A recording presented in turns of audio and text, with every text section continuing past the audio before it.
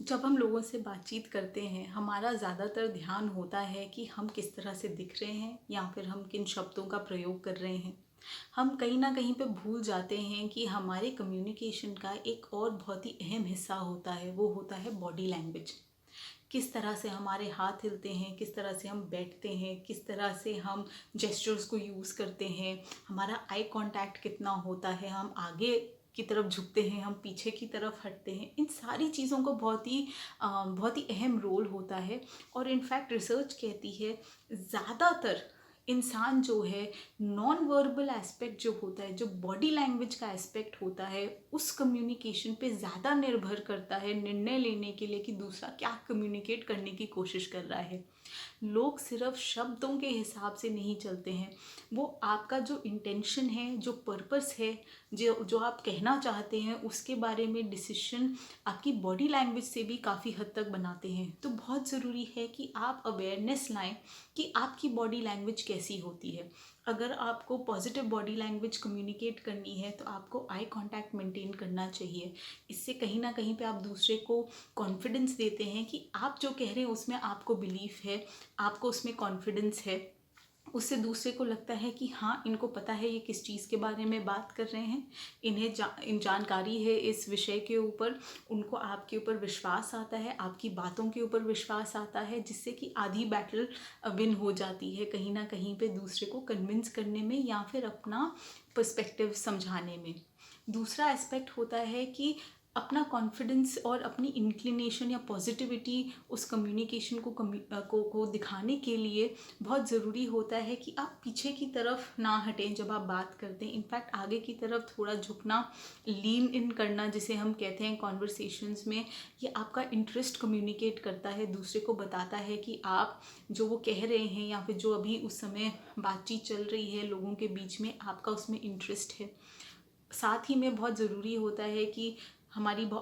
आदत होती है कि हम अपना फ़ोन निकाल के बात करने लग जाते हैं, वो भी एक बॉडी लैंग्वेज का हिस्सा है। हम डिस्ट्रैक्ट हो जाते हैं, हम मैसेजेस देखने लगते हैं।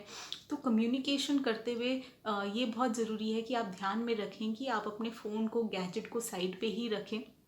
आप अपना अटेंशन जो है, फोकस जो है जिससे आप बातचीत कर रहे हैं उस पर बना के रखें, ताकि उनको भी ये कम्युनिकेट हो कि आपको इंटरेस्ट है जिस जो बात चल रही है उसके अंदर।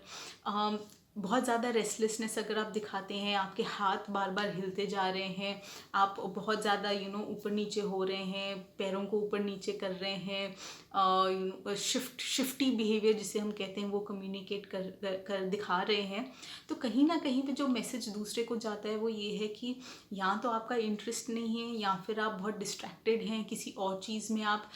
या किसी और डायरेक्शन की तरफ आप जाना चाहते हैं, आप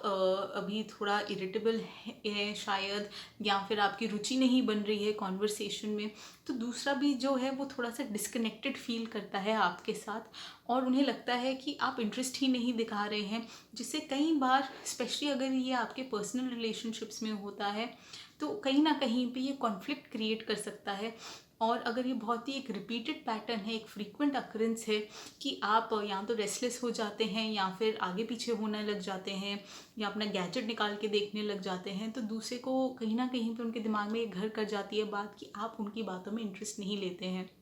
सो अपने रिलेशनशिप्स में अपने आप को, अपनी कम्युनिकेशन को ठीक रखने के लिए बहुत ज़रूरी है कि आप एक सिग्निफिकेंट अवेयरनेस लाएं, समझें कि आपकी बॉडी लैंग्वेज कैसी होती है। उस बॉडी लैंग्वेज को यूज़ करके आप एक पॉजिटिविटी ला सकते हैं, आप अपने मैसेजेस को बहुत इफ़ेक्टिवली कम्युनिकेट कर सकते हैं, और आप दूसरे को अपना इंटरेस्ट, इंक्लिनेशन, अपनी अंडरस्टैंडिंग, अपनी एम्पथी, सेंसिटिविटी, ये सारी चीज़ें भी कम्युनिकेट कर सकते हैं। सो बहुत इम्पॉर्टेंट है कि आप इस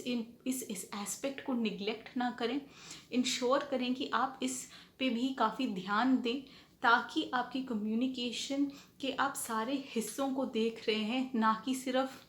लुक्स क्या हैं, अपीयरेंस क्या है, शब्द क्या हैं, उनकी तरफ सिर्फ ध्यान ना दें।